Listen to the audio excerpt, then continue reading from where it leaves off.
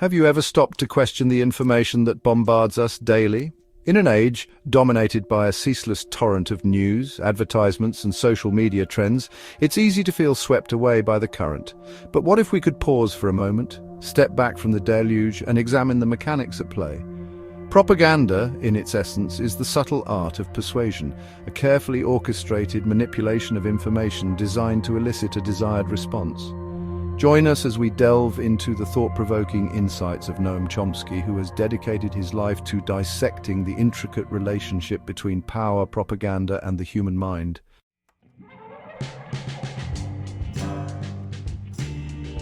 Chomsky's work challenges us to look beyond the surface, to question the narratives presented to us, and to develop a critical lens through which we can decipher the underlying messages being conveyed. Chomsky argues that true democracy hinges on an informed citizenry, one that is capable of critically evaluating information, identifying biases, and forming independent conclusions. This journey into the heart of media manipulation is about empowering ourselves with the knowledge and awareness needed to engage with media critically. Over the next few minutes, we'll explore Chomsky's groundbreaking ideas, providing you with the tools to become a more discerning consumer of information.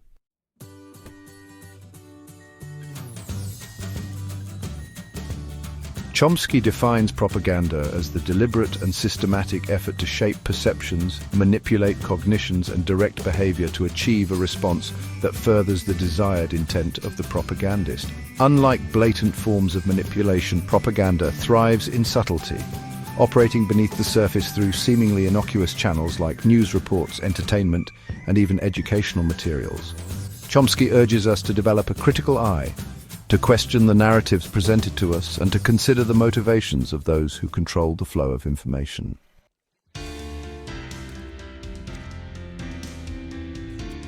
Chomsky's propaganda model, developed with Edward S. Herman, explains how media outlets, despite their claims of objectivity, operate within a system of filters that serve the interests of powerful entities like governments and corporations.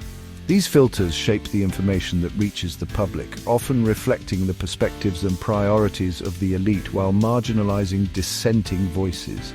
Chomsky argues that this filtering process leads to the manufacture of consent, shaping public opinion in ways that align with the interests of the powerful.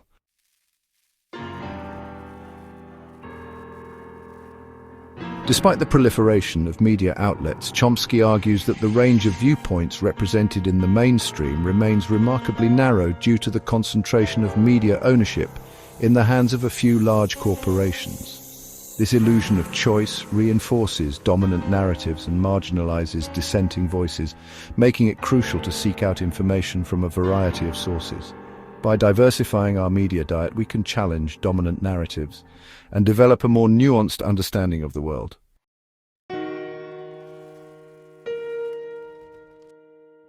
Chomsky argues that the media often presents information in a way that shapes our understanding and opinion through subtle framing. For example, a protest can be framed as a vibrant expression of democracy, or a chaotic descent into lawlessness, depending on the language used and the overall narrative. By presenting information within a particular frame, the media can tap into our existing biases and reinforce certain narratives without us even realizing it.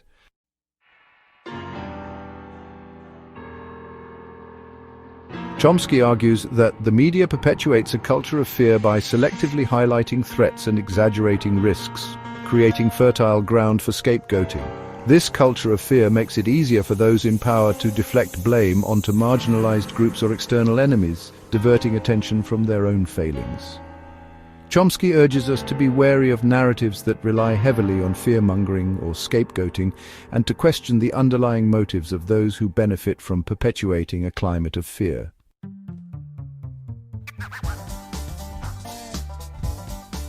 Chomsky warns against drowning in the spectacle where our attention spans shrink and we become increasingly susceptible to emotional manipulation. The constant bombardment of sensationalized stories and superficial entertainment serves as a distraction, drawing our attention away from substantive issues. Chomsky advocates for a return to critical thinking, thoughtful analysis, and a healthy skepticism toward information presented without context or nuance.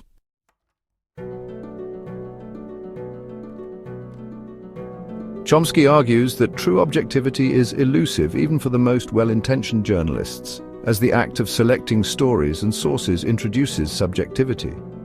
News organizations operate within a framework of assumptions, values, and priorities that shape their reporting, often aligning with the government's perspective. The danger of this illusion of objectivity is that it lulls us into a false sense of security, making us more susceptible to manipulation.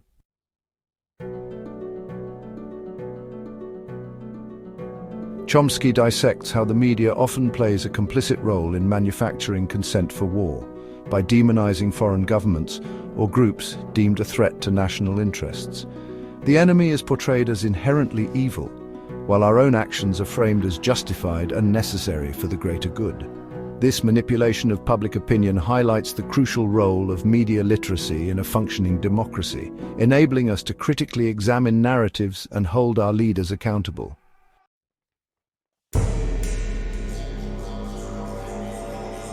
Chomsky argues that propaganda often relies on our collective forgetfulness, shaping our understanding of the past to control the narrative of the present.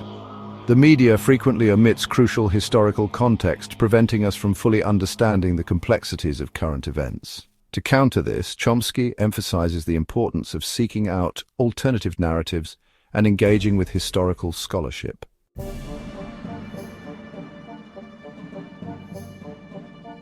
Chomsky argues that the media can play a role in silencing dissent and marginalizing voices that question those in power. Dissenting voices are often excluded from mainstream media or framed as radical, stifling meaningful debate. Chomsky encourages us to seek out alternative media sources and engage with a diversity of viewpoints to foster a healthy and functioning democracy.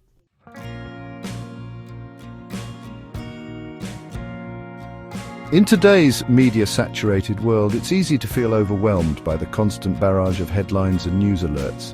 Chomsky's call for critical thinking is a beacon of clarity. It's about active engagement and questioning assumptions. By seeking diverse perspectives, we move beyond passive consumption. Critical thinking requires effort and a willingness to challenge our biases. By doing so, we develop a more informed understanding of the world.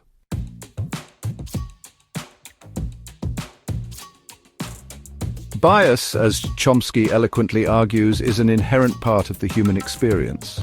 We all view the world through our own unique lenses, shaped by our experiences, values, and beliefs. This subjectivity can color our perception of information, leading us to favor certain narratives over others.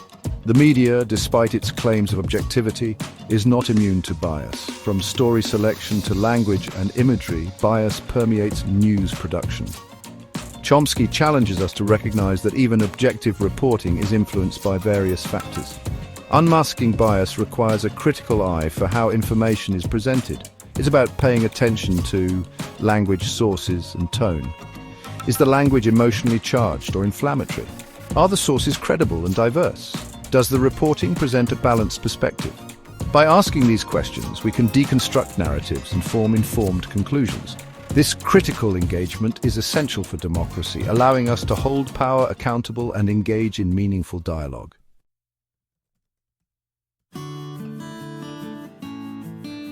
Section 3. Reclaiming our information landscape. The Internet, with its promise of democratized information and unfettered access to a global marketplace of ideas, initially held immense hope for a more informed and engaged citizenry. However, as Chomsky astutely observes, this digital landscape has also become a fertile ground for the spread of misinformation, propaganda, and carefully curated echo chambers that reinforce existing biases. In this digital age, where algorithms curate our news feeds and social media platforms prioritize engagement over accuracy, it's easier than ever to become trapped in echo chambers, surrounded by information that confirms our existing worldview while dissenting voices are silenced or marginalized. This creates a dangerous illusion of consensus, where we mistake the opinions of our online networks for the beliefs of the wider population. Reclaiming our information landscape, Chomsky argues, requires a conscious effort to break free from these digital echo chambers and to actively seek out diverse perspectives. It's about diversifying our media diets, seeking out news and analysis from a variety of sources, both mainstream and independent, and engaging with viewpoints that challenge our own. It also requires us to become more discerning consumers of online information, developing critical media literacy skills to evaluate the credibility of sources, identify potential biases, and recognize the hallmarks of misinformation and propaganda. This active engagement with the digital world, Chomsky argues, is essential for safeguarding the integrity of our information ecosystem and for fostering a more informed, engaged, and resilient citizenry in the digital age.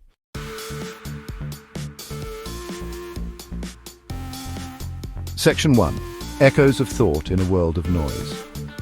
As we conclude our journey through Noam Chomsky's incisive critique of media and propaganda, we find ourselves at a crossroads of information and influence. Chomsky's world is one where powerful forces shape the information we consume. These forces influence our perceptions and shape society. The line between reality and constructed narratives blurs, yet Chomsky's work urges us to engage critically with media. It's a call to action for critical thinking and skepticism. True democracy relies on an informed, engaged citizenry. The battle against propaganda requires constant vigilance. We must seek diverse perspectives and challenge our biases.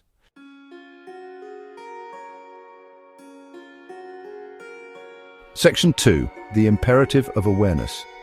In an era defined by information overload, it's tempting to succumb to the allure of passive consumption, to allow the constant stream of headlines, tweets, and breaking news alerts to wash over us without critical engagement.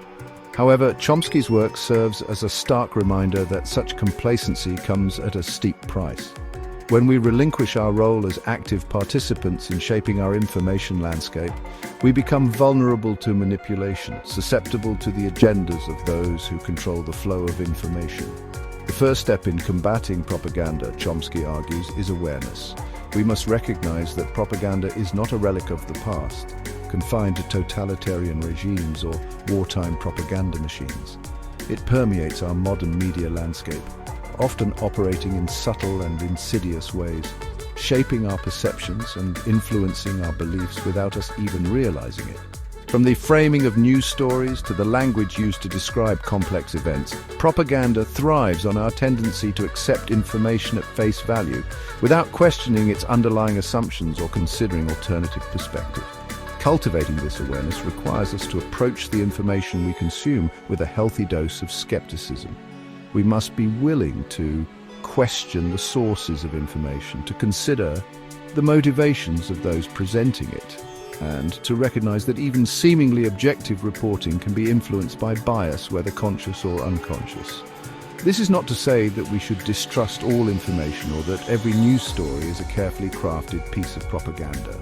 Rather, Chomsky encourages us to adopt a critical lens, to develop the tools to discern fact from fiction, and to recognize the subtle ways in which our own biases can shape our perception of the world around us.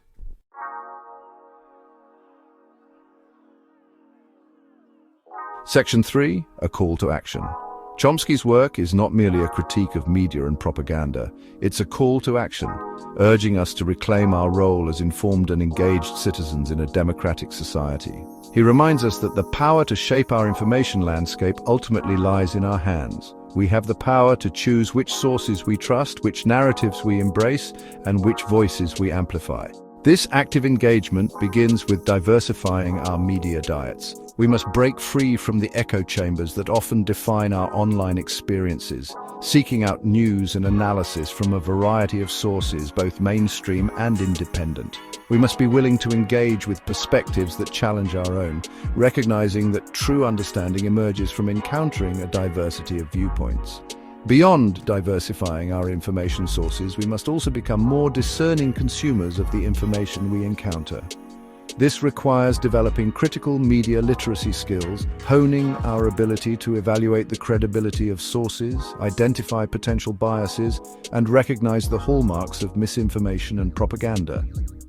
It's about becoming active participants in the construction of our own understanding, rather than passive recipients of carefully curated narratives. Chomsky's insights, while often unsettling, offer a powerful reminder that we are not powerless in the face of media manipulation. By embracing critical thinking, cultivating media literacy, and engaging actively with our information landscape, we can become more informed, more engaged, and more resilient citizens, capable of navigating the complexities of our media-driven world and shaping a future where truth and transparency prevail.